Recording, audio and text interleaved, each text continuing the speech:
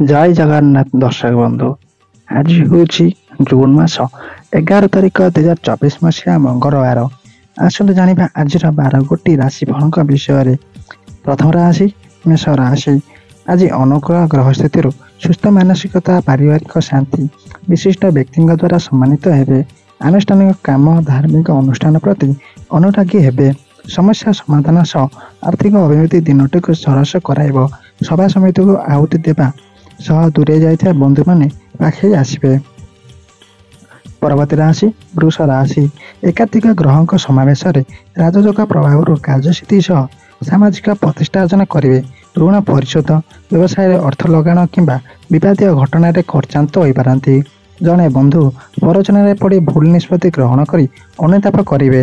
ଗୁଡ଼ାଏ କାମ ହାତକୁ ନେଇ ବ୍ୟସ୍ତତା ବୃଦ୍ଧି ପାଇବ। ପରବର୍ତ୍ତୀ ରାଶି ମିଥୁନ ରାଶି। ଭୂମିପୁତ୍ର ମଙ୍ଗଳଙ୍କ ସୁପ୍ରଭାବରୁ ଜମିଜମା କ୍ରୟ, ନୂତନ ଗୃହାଦି ସଜ୍ଜୀକରଣ ପାଇଁ ମନ ବଳାଇବେ। ସ୍ଥଗିତ କାମକୁ ଶେଷ କରିବା ସକାଶେ ବ୍ୟସ୍ତ ହୋଇ ପଡ଼ିପାରନ୍ତି। ପରିବାରରେ ବିବାଦୀୟ ପରିସ୍ଥିତି ସୃଷ୍ଟି ଆଶଙ୍କାକୁ ଏଡ଼ି ହେବ ନାହିଁ। ଅପରାହ୍ନରେ ପରିସ୍ଥିତି ବଦଳିଯିବ ଓ କର୍ମକ୍ଷେତ୍ରରେ ଉପରିସ୍ଥଙ୍କ ଆସ୍ଥାଭାଜନ ହୋଇପାରନ୍ତି। ପରବର୍ତ୍ତୀ ରାଶି କର୍କଟ ରାଶି। ସ୍ୱଗୃହୀ ଚନ୍ଦ୍ର ହେତୁ ପାରିବାରିକ ସୌଖ୍ୟ, ଦୈହିକ ସୁସ୍ଥତା, ଯାତ୍ରା ଯୋଜନା, ବ୍ୟବସାୟୀ ପାଇଁ ଦିନଟି ଅନୁକୂଳ ରହିବ। ଅଫିସିଆଲ କାମ, ପ୍ରଶାସନିକ କ୍ଷେତ୍ର ତଥା ପାରିପାର୍ଶ୍ୱିକ ପରିସ୍ଥିତି ମନ୍ଦ ହେବ ନାହିଁ। ବିଶିଷ୍ଟ ବ୍ୟକ୍ତିଙ୍କ ସାନ୍ନିଧ୍ୟ, ଜମିଜମା ଓ ମାଲି ମକଦ୍ଦମାରେ ଆଶାନୁରୂପ ଫଳ ପାଇବେ। ସନ୍ତାନ ହେତୁକ ଅପ୍ରୀତିକର ପରିସ୍ଥିତି ସୃଷ୍ଟି ହୋଇପାରେ। ପରବର୍ତ୍ତୀ ରାଶି ସିଂହ ରାଶି। କର୍ମଭାବସ୍ଥ ଗ୍ରହ ପ୍ରଭାବରୁ ପରିବର୍ତ୍ତିତ ପରିସ୍ଥିତିକୁ ନେଇ କର୍ମତତ୍ପର ରହିବେ। ପରିବାରରେ ସମ୍ବନ୍ଧୀୟ ଦୁଶ୍ଚିନ୍ତା, ଋଣ ପରିଶୋଧ ଚିନ୍ତା ଆତ୍ମୀୟଙ୍କ ବେଖାତିରି ମନୋଭାବ ଅନ୍ତର୍ଦ୍ୱନ୍ଦ୍ୱ ସୃଷ୍ଟି କରିବ। ସନ୍ତାନଙ୍କ ପରସ୍ପର ବିରୋଧ ବା ଆଘାତ୍ମକ କାର୍ଯ୍ୟକଳାପରେ ଅସନ୍ତୁଷ୍ଟ ହୋଇପାରନ୍ତି। ପରବର୍ତ୍ତୀ ରାଶି କନ୍ୟା ରାଶି। ରାଶିରେ କେତୁ ଓ ବୃହସ୍ପତି ସ୍ଥିତିଜନିତ ପାରିବାରିକ କ୍ଷେତ୍ରରେ ଅଶାନ୍ତିକର ପରିସ୍ଥିତି ଉପୁଜିପାରେ। ଦିନଟିରେ ଖର୍ଚ୍ଚାନ୍ତ ହେଲେ ମଧ୍ୟ ଅବଶ୍ୟକୀୟ କାମ ସମ୍ପୂର୍ଣ୍ଣ କରିବାରେ ବିହିତ ପଦକ୍ଷେପ ନେବେ। ପାରିବାରିକ ସ୍ଥିତି, ଆର୍ଥିକ ପରିସ୍ଥିତି ଓ ବ୍ୟବସାୟ ବାଣିଜ୍ୟ ପୂର୍ବାବରେ ଅକ୍ଷୁଣ୍ଣ ରହିବ। ପରବର୍ତ୍ତୀ ରାଶି ତୁଳା ରାଶି। ଦୁଃସ୍ଥାନସ୍ଥ ଗ୍ରହ ଜନିତ ବିଭିନ୍ନ ସମସ୍ୟା ସାମ୍ନା କରିବାକୁ ପଡ଼ିପାରେ।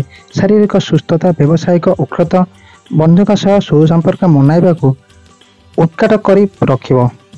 ଏତେ ଭଲ କଥା କହିଲେ ମଧ୍ୟ ନିଜ ସଂସ୍ପର୍ଶରେ ଆସୁଥିବା ବ୍ୟକ୍ତିମାନେ ଓଲଟ ବୁଝିବେ। ବନ୍ଧୁଙ୍କ ଗହଣରେ ପ୍ରବଚନ, ସତ୍ସଙ୍ଗ ଓ ମନୋରଞ୍ଜନ କାମରୁ ପ୍ରଶଂସିତ ହେବେ। ପରବର୍ତ୍ତୀ ରାଶି ବିଛା ରାଶି। କେନ୍ଦ୍ରସ୍ଥ ରାଜଯୋଗ ହେତୁ ପଦସ୍ଥ ବ୍ୟକ୍ତିଙ୍କ ସାନ୍ନିଧ୍ୟ, ଆର୍ଥିକ ଅଭିବୃଦ୍ଧି ଘଟିବ। ଆଜି ଯେଉଁ କାମରେ ହାତ ଦେବେ ତାହା ସମ୍ପନ୍ନ ନ ହୋଇ ରହିବ ନାହିଁ। ଅନୁରାଧା ସକାଶେ ପାରିପାର୍ଶ୍ୱିକ ସ୍ଥିତି ସେତେଟା ଭଲ ନ ରହିଥିବାରୁ ଅସଫଳତା କାରଣର ଖୋଜିବାକୁ ଯାଇ ଅନ୍ୟମାନଙ୍କୁ ସନ୍ଦେହ କରିପାରନ୍ତି। ସ୍ୱାସ୍ଥ୍ୟ ସମସ୍ୟା ମନକୁ ଭାରାକ୍ରାନ୍ତ କରିପାରେ। ପରବର୍ତ୍ତୀ ରାଶି ଧନୁ ରାଶି। କର୍ମକ୍ଷେତ୍ରରେ କେତେକ ନୂତନ ସମସ୍ୟାର ସମ୍ମୁଖୀନ ହେବାକୁ ପଡ଼ିପାରେ। ପ୍ରତ୍ୟେକ କାମରେ ସମୟ ଗଡ଼ି ଗଡ଼ି ଯାଉଥିବାରୁ ମନରେ ବିରକ୍ତ ଭାବ ଜାଗୃତ ହେବ। ଭଲ ସମ୍ପର୍କ ରହିଥିବା ବାନ୍ଧବୀଟି ସାଧାରଣ କଥାରେ ମୁହଁ ଫେରାଇ ନେଇ ପାରନ୍ତି। ଗବେଷଣା, ସାହିତ୍ୟ, କଳା ଓ ରଚନାତ୍ମକ କାମରେ ଉଚ୍ଚ ପ୍ରଶଂସା ପାଇବେ। ପରବର୍ତ୍ତୀ ରାଶି ମକର ରାଶି। ଚତୁର୍ଥ ଭାବର ସୁବୃତ୍ତ କାରଣରୁ ପାରିବାରିକ ସ୍ଥିତି ଭଲ ରହିବ, କିନ୍ତୁ ଉତ୍ତରାଷାଢ଼ ନକ୍ଷତ୍ରର ସାଧାରଣ କଥାକୁ କେନ୍ଦ୍ର କରି ପାରିବାରିକ ଦ୍ୱନ୍ଦ୍ୱ ମନକୁ ବିଚଳିତ କରିପାରେ। ଆପଣଙ୍କ ସକାଶେ କର୍ମକ୍ଷେତ୍ରରେ ସାହାଯ୍ୟ ସହଯୋଗର ଅଭାବ ରହିବ ନାହିଁ। ପ୍ରତ୍ୟେକ କ୍ଷେତ୍ରରେ ଖୁବ୍ ଆଶାବାଦୀ ହେବେ ଓ କାମଗୁଡ଼ିକ ସୁବିଧାରେ ହୋଇଯିବ। ପରବର୍ତ୍ତୀ ରାଶି କୁମ୍ଭ ରାଶି।